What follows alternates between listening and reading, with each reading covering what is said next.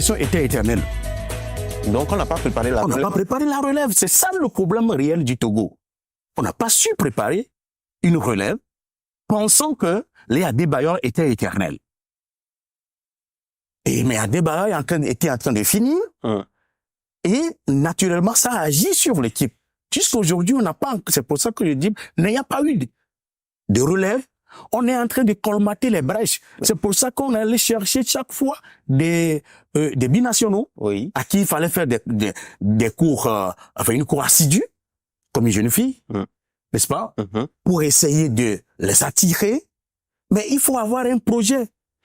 Mais c'est à qui la faute si la relève n'est pas préparée? La faute est à tout le monde. C'est-à-dire à la fédération d'abord. Au ministère? Oui, aux autorités.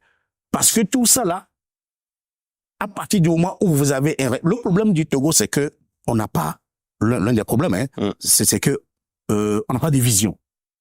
Justement, j'allais demander, le Togo n'a pas une politique sportive. Il n'y a pas de vision. Ce n'est pas avoir la politique sportive, c'est sur le papier. Mais il y en a quand même. Il y a une politique sportive, qui est un texte qui a été voté. Ça a abouti à la charte des sports, votée également. Mais jusqu'à aujourd'hui, on n'est pas en train de l'appliquer. C'est la mise en œuvre le problème. C'est la mise en œuvre de cette charte-là, de ces textes-là. Depuis 2011, on avait déjà une politique sportive. Les textes de politique sportive existaient. On avait déjà la charte, n'est-ce pas? Mais qu'on avait rangé dans les tiroirs. Et il a fallu la dame, madame le ministre des Sports actuel, pour réactualiser cela, réécrire les choses, aller voter encore. Maintenant, on est à la phase de la mise en œuvre. Mais là aussi, ça prend du temps parce que pour pouvoir le faire, on a besoin de moyens. On a créé un fonds d'aide pour les sports au Togo, mais qui n'est jamais, pour le moment, mis en place. Le fonds existe sur le papier. On a déjà identifié même les sources de financement de ce fonds-là. Il devrait permettre à booster le football au Togo, les sports au Togo. Mais tant que vous n'avez pas ça, ça dit qu'on continue de tergiverser.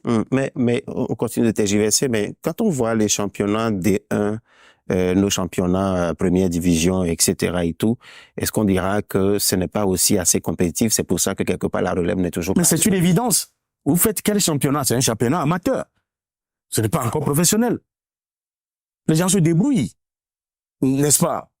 Mais depuis 4 années, c'est ASCO de Kara et ASK de Kara, c'est les deux clubs qui sont toujours en tête. Donc on a l'impression à un moment donné que au Togo, les championnats délivrent des leaders et non des champions. Ça, c'est mon analyse. Ça, c'est mon analyse. Parce que déjà, au début du championnat, tu sais qui va être leader à la fin. Qui va être champion entre griffes. Oui, champion. Oui. Alors donc, ça veut dire quoi? Qu'il y a un problème. Il y a forcément un problème d'organisation, un problème de management des clubs. J'avais dit depuis longtemps dans mes analyses que il ne faudra pas attendre qu'on décrète la professionnalisation avant que les clubs eux-mêmes ne commencent à professionnaliser leur gestion. Ça n'a jamais été fait. Parce que, en fait, si les clubs avaient professionnalisé leur gestion, n'est-ce pas, on en serait déjà loin. OK. Mais on attend qu'on décrète d'abord la professionnalisation.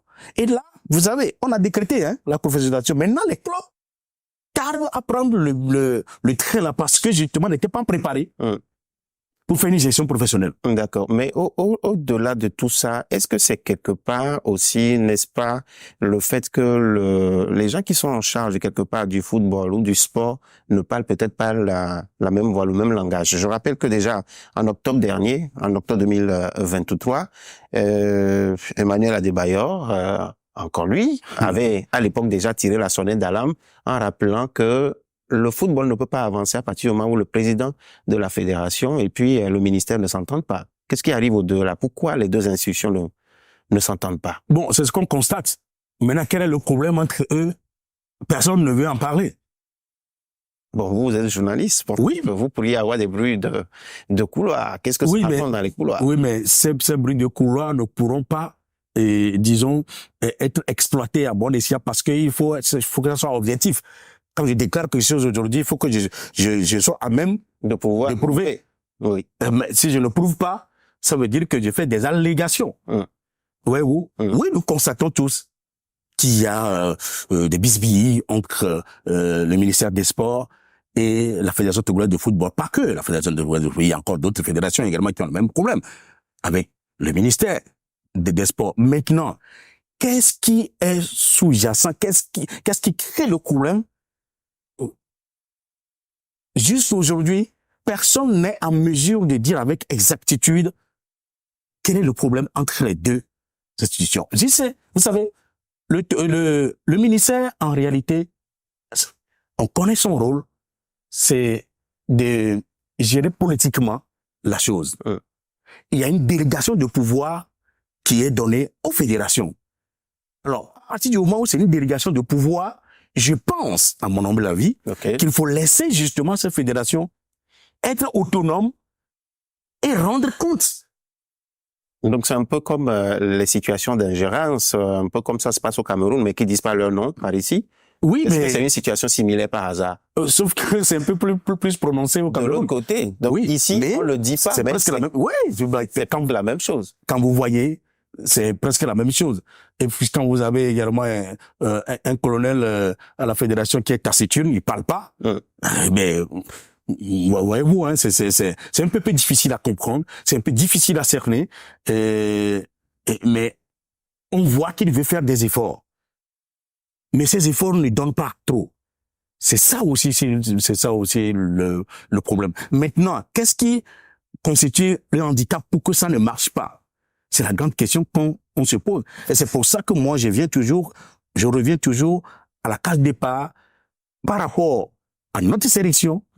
C'est parce qu'on n'avait pas bien géré la fin de carrière de ces stars-là qui partaient. Que nous avions à l'époque. Alors, est-ce que vous pensez qu'aujourd'hui, en termes de solutions de sortie des crises, vous pensez qu'il faudrait quelque part organiser une assise nationale du sport? Peut-être arriver à mettre autour d'une table tous les acteurs du sport? Ça, c'est politique.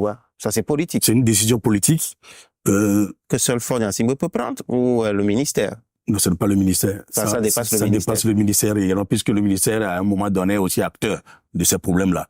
Alors, il faudrait que la décision vienne de quelque part, de plus haut, et que on se dise, bon, voilà, on va se retrouver pour se dire les vérités sur certains aspects, et que, oui, on accepte de recommencer. Tant que nous n'avons pas fait ça, c'est une solution, hein. Les assises, c'est possible, mais aussi qu'à un moment donné, chacun rentre dans son carré de conscience, n'est-ce pas? Oui.